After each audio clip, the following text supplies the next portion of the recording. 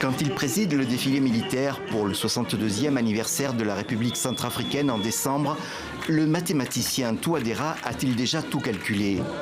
Président depuis 2016, il a annoncé quelques semaines plus tôt qu'il serait candidat à sa réélection. Une élection prévue le 27 décembre. Et s'il fait figure de favori, beaucoup d'observateurs émettent des doutes sur la possibilité même de tenir une présidentielle dans un pays si divisé, et même largement sous le contrôle de bandes armées. Mais Faustin Archange Touadéra y tient, et avec lui ses soutiens internationaux. Les calculs du président étaient les bons. Pour le moment, il ne fait pas de faute dans son parcours politique.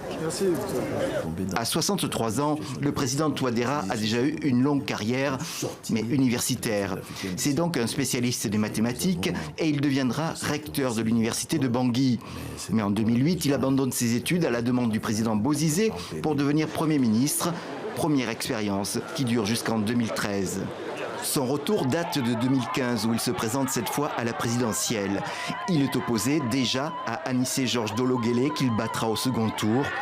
Un immense défi latent, relever un pays et une population meurtrie par la guerre civile, relever une économie totalement détruite. Ces paroles, quelques mois après, sont encore d'actualité. Il faut savoir que nous revenons de loin. Le pays que j'ai hérité, ce n'est pas un État, je l'ai dit tout à l'heure. Les fondements de l'État ne sont plus en place.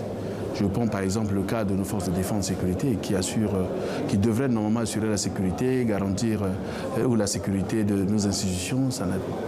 Aujourd'hui, la sécurité est assurée par la communauté internationale. Il y a bien d'autres choses. Le pays, l'État n'exerce pas son autorité sur l'ensemble du territoire. 4 ans après, il ne l'exerce toujours pas. Ses opposants ont dénoncé un mauvais bilan, mais il faut croire que les Centrafricains, tout du moins ceux qui ont pu voter, ont préféré la stabilité.